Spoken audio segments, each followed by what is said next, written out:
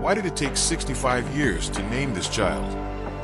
In February 1957, the quiet woods of Fox Chase, Philadelphia, became the center of one of the most chilling mysteries in American history. A college student, out on a walk, discovered a large cardboard box discarded near Susquehanna Road. Inside, wrapped in a flannel blanket, was the lifeless, bruised body of a little boy. He was estimated to be around 4 to 6 years old. He had blue eyes, fair skin, and a small frame, just 30 pounds. His hair had been crudely chopped, possibly after death. He bore signs of malnutrition, and he had deep bruising all over his body. But there was no name, no missing child reports that matched, no leads that made sense. This child would become known only as the boy in the box. Flyers with his face were everywhere. Thousands of leads were investigated, but nothing revealed who he was. Who was this boy? Who left him in the woods like garbage? And why did nobody come forward? This is Lost and Found, the past. And this is the story of one of the darkest, most baffling cases in American criminal history. One that has haunted generations of detectives and finally gave up one answer, but not the one we needed most.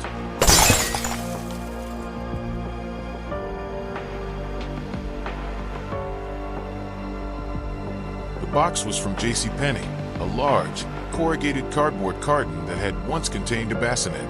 The boy was naked, wrapped in a cheap flannel blanket with a checkered pattern. He had been placed carefully, almost as if someone had tried, in a twisted way, to give him some dignity. The Philadelphia Police Department launched what would become one of the most extensive investigations in city history. Over 400,000 flyers were distributed. They even dressed a mannequin in clothing similar to what the boy might have worn in life and displayed it publicly, hoping someone would recognize him. Fingerprints were taken, dental records studied, the box was traced, the blanket analyzed. Canvassing teams went door to door, but everything ended in dead ends. Can you imagine?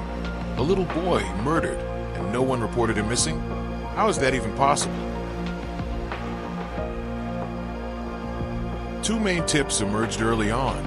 One came from a psychic, yes, a psychic, who told investigators they would find the answer at a particular foster home nearby. The owner of that home had a bassinet identical to the one sold in the JCPenney box.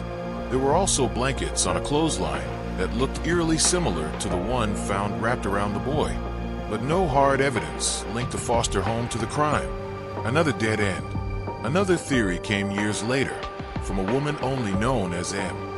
She claimed that the boy was her brother, that their mother had purchased him and abused him for years, until one day he died. Her story was graphic and full of detail, but police couldn't verify it. The timeline didn't match, and M had a history of mental illness. Still, was she telling the truth? Or had she simply absorbed the story over the years and inserted herself into it? Why would someone lie about something so disturbing? Or what if she wasn't lying at all? It's easy to wonder, how can a child vanish from society without anyone noticing? But remember, this was 1957. No national database for missing children. No internet. No Amber Alerts. Some kids slip through the cracks, especially those without birth certificates, or those living in abusive homes who were never enrolled in school. That's the terrifying part. If this boy was never officially counted, he could be erased without a trace. And for years he was. They buried him as America's unknown child in a Philadelphia cemetery. A tiny gravestone marked his existence, but the question lingered like a shadow. Who was he? In the early 2000s, detectives working on the case tried again, this time with better tools. They exhumed the boy's body to extract DNA. Even then, results were slow. The first DNA analysis was mitochondrial only, limited. And again, no matches came up. But technology kept evolving, and so did the team's determination. In 2021, the remains were exhumed again. This time, forensic genealogists used advanced autosomal DNA analysis and uploaded the profile into public genealogy databases. They weren't just looking for a sibling. They were hunting for a cousin, a grandparent, anyone. And they found one, then another. Bit by bit, a tree began to form. A picture started to emerge. Could this finally be the answer after more than 6 decades?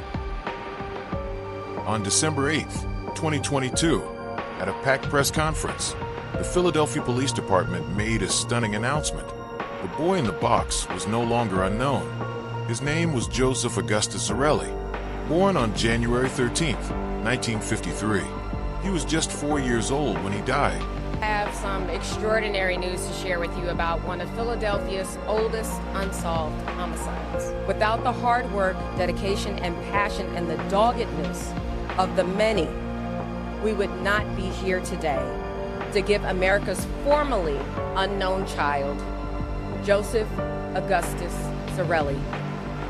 In his very short life, it was apparent that this child experienced horrors that no one should ever be subjected to. Joseph came from a prominent family in West Philadelphia, but here's the twist. His surviving relatives refused to share how he ended up dead in a box. Police said they had suspicions, but no charges were filed. They knew how Joseph had died, but not who had done it. Why the silence? Why won't the family talk? What are they hiding? Joseph's birth certificate had been filed. He was born to a young, unmarried couple. Back then, that carried enormous stigma. Some believe he may have been handed off, maybe to another family, a foster home, or worse. Others think he was kept hidden from society altogether. And the people who could confirm what happened, many are now dead. The police did uncover new information. Joseph had siblings. His family tree was large, but none of the living members have explained how he died, or why no one ever reported him missing. So now we have a name, but no justice. The investigation is still technically open. Detectives believe someone, perhaps now in their 70s or 80s, knows what happened. But after 65 years, memories fade. Secrets die with those who carry them. Could the killer already be gone? Or are they still out there, watching, knowing they got away with it? And here's the haunting question. If Joseph hadn't been identified through DNA, would anyone have ever known he even existed? Joseph's case changed how cold cases are handled. It led to the creation of better child protection laws. It inspired generations of detectives, and it showed how DNA, combined with genealogical sleuthing, can rewrite history. And still, his story remains unfinished. Today, his gravestone reads his full name. The flowers often rest at its base. People still visit. They still ask the same questions. Who killed Joseph? Why did they do it? And how could a child disappear into the world like that and be forgotten? Joseph Augustus Zarelli now has a name, but his mystery remains. A child who should have lived, laughed, gone to school, grown up. Instead, he was silenced, abandoned, and though we now know who he was, we don't know who stole his future. This was lost and found, the past.